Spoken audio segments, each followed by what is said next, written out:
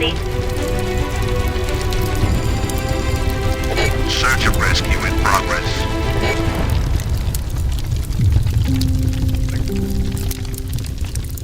My name's Todd Woodall. I've been a first responder for 27 years.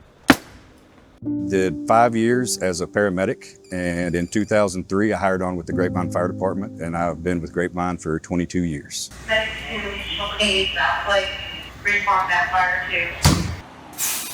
So we train all the time on fighting a fire. You know, we're very comfortable with it because we train on it. We have all the tools that we need to fix the problem.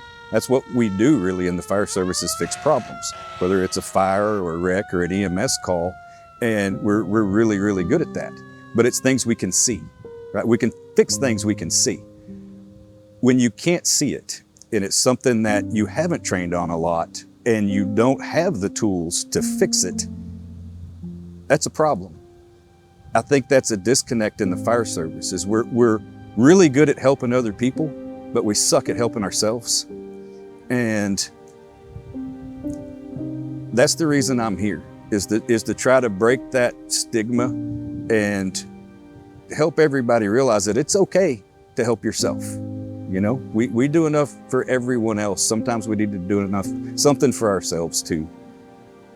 I think it's kind of ingrained in the fire service specifically, that we're able to handle things that other people aren't. Kind of like I've heard a bunch of times, well, we're built different, right? Like we can handle things most people can't. And that's our mentality, and that's kind of the way we feel.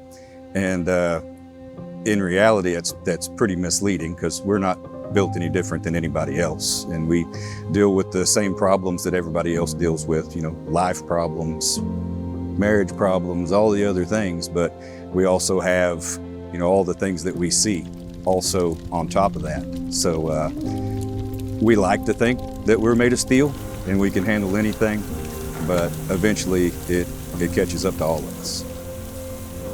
I think anybody that's been in the fire service or EMS for any length of time can recount a handful of calls that really affected you and that you never totally forget.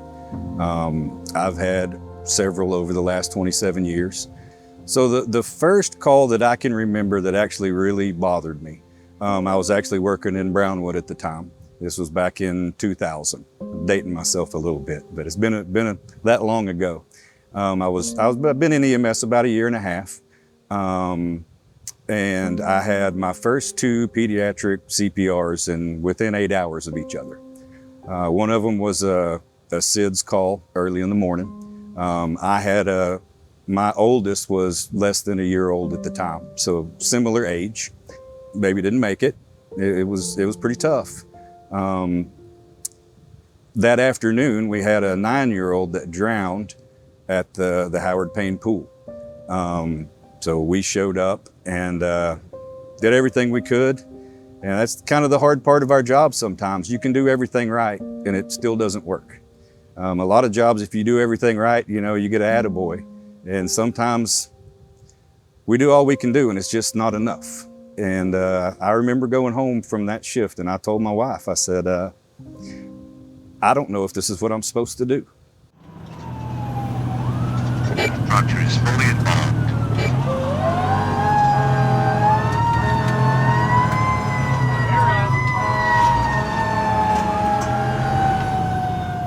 I'd always heard of PTSD, and what I always thought of was, you know, our military. You know, you always heard that term in relation to a service member in the military. So I never really thought about it in the fire service much. I knew we saw some hard things, but you know, PTSD, that's for military people, that's not for us.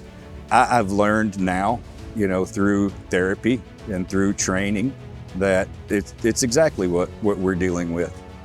I don't really like the trigger words, they kind of bother me. So, you know, post-traumatic stress disorder, is it really a disorder?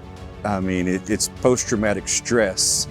Yeah, we're dealing with an event that's taken a toll on us, but I'm not sure it is a disorder, but obviously it's an event that happened that's going to be very hard to get through.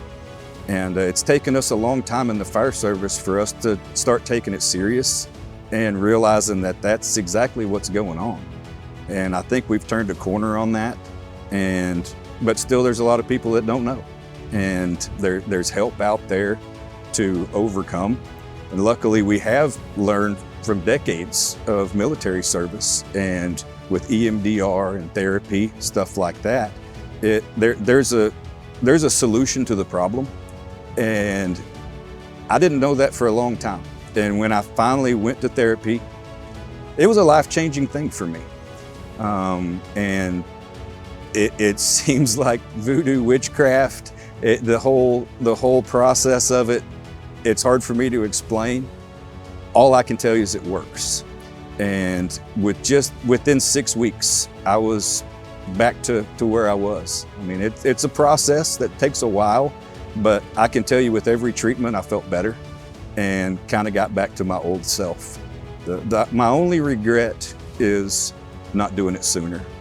And I wished I would have taken the steps to get better sooner, because nobody deserves to punish themselves like I punished myself. Everybody has a bucket inside of them, and it's just a bucket of stress, of problems, of things that bother you. Some people's buckets are really small. Some people's buckets are really big. If your bucket's not very big, then you have to deal with your problems as they come. Turns out my bucket is pretty big, which I thought was a great thing. It turns out it's not, because when that bucket fills up, it's a lot harder to empty out. And when my bucket started overflowing, I had no plans. I had no idea how to fix it. And it's a tough situation to be in. And that's why I'm sharing my story, to show other people how to empty that bucket and how not to get stuck in that fight or flight mode and just feel like you're fighting every day. Life can be better than that, and we all deserve that. We all like to think that we're invincible. We like to think that we can handle anything. But it took 26 years for everything to build up on me so much that I couldn't handle it. You think about just everyday life. Life's hard. You know, you're worried about keeping a roof over your head, raising your kids. You have curveballs that life throws at you. And then we have all of the traumatic events that we see on top of that. I think it's very naive to think that we are going to go through our whole career and not need help. And I think we just have that mindset so much that when we need help, we don't know what to do. So that's why I'm telling my story, is because we have resources out there now, and some people don't know about it yet. And even some of the people that do are a little scared to reach out. What are my buddies gonna think? I'm supposed to be the tough guy, and oh, you went to therapy, I'll be the first to admit 25-year-old me would probably be laughing at me right now. But I wish that version of me knew what I know now, because it's not if, it's when we're gonna need help. And having the right tools in place when you do need help, I promise you, can save your life, can save your family, save your career.